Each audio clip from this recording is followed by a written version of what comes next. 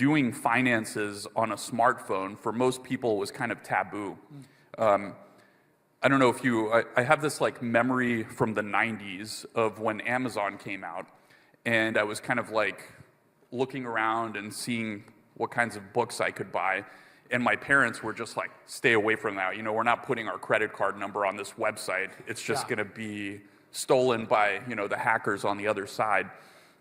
And of course, it took probably 10 or 15 years for people to get used to the idea that actually Amazon's probably a more secure place to put your credit card number than, your local bookstore where somebody could just dumpster dive and take the receipts out of the back. Yeah. The carbons. But like the same thing happened for mobile, where people were like, well, this can't be right. This is like a device for playing games or taking phone calls. So I think there was a 5-year period.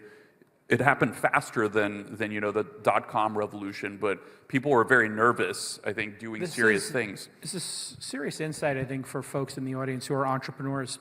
A lot of the new technologies come out and they're kind of toys, or they're kind of dismissed.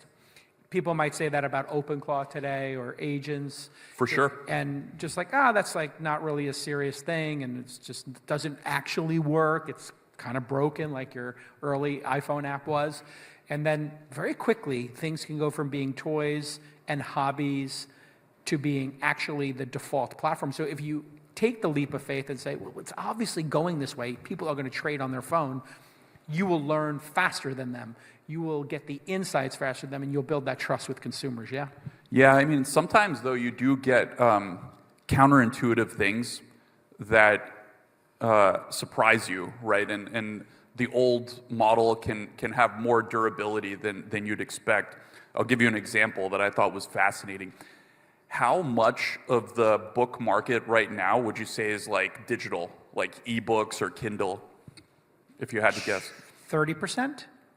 Oh, so you're, see, I talk to most people, they're like, oh, it's got to be 90%. Yeah. The vast majority of books have to be digital. I think you're pretty close. So the vast majority of books are still people buying physical books. Because it turns out the thing that's valuable about the book is not the content on the pages. It's actually the physical thing that you can put on the bookshelf and kind of show off and give to friends. It's the virtue signaling of the book. It's having Exactly. it there.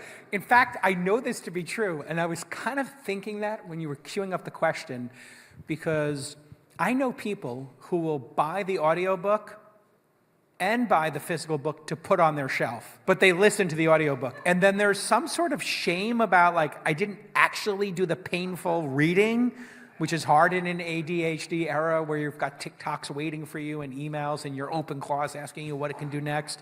For startups, every single hire matters, but posting an ad and sorting through all the applications, it can be a huge drain on your time and resources, don't I know it? But thankfully, there's LinkedIn Hiring Pro. That's right, our friends at LinkedIn are going to help you hire with confidence faster than ever before. For example, we're hiring new editors here for the pod and reviewing all these reels and applications. This can get overwhelming very quickly. We know what we're looking for. It's just a matter of tracking them down. Hiring Pro streamlines the entire process, helping us quickly draft a perfect job post, then using AI to shortlist candidates and even conduct initial interviews so we can zero in on the best overall applications right away. Nearly 60% of companies find a quality candidate within their first week. So hire right the first time and get $100 off your first job posting by going to linkedin.com/twist. Terms and conditions apply.